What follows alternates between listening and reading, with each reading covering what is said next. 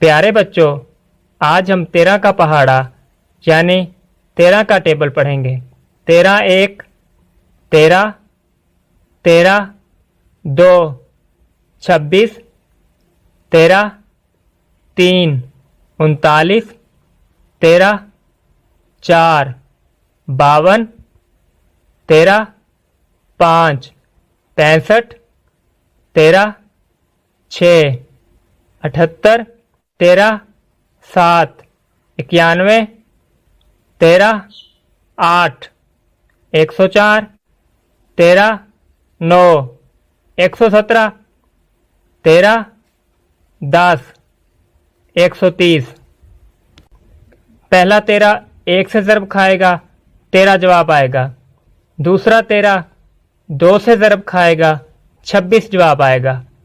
तीसरा 13 तीन से ज़रब खाएगा, 39 जवाब आएगा। चौथा 13 चार से ज़रब खाएगा, 52 जवाब आएगा। पाँचवा 13 पाँच से ज़रब खाएगा, 65 जवाब आएगा। छठा 13 छः से ज़रब खाएगा, 78 जवाब आएगा। सातवां 13 सात से ज़रब खाएगा, 91 जवाब आएगा। आठवां 13 आठ से ज़रब खाएगा, 104 जवाब आएगा। नौवां 13 नौ से ज़रब खाएगा, 117 जवाब आएगा। 10वां 13 10 से ज़रब खाएगा, 130 जवाब आएगा।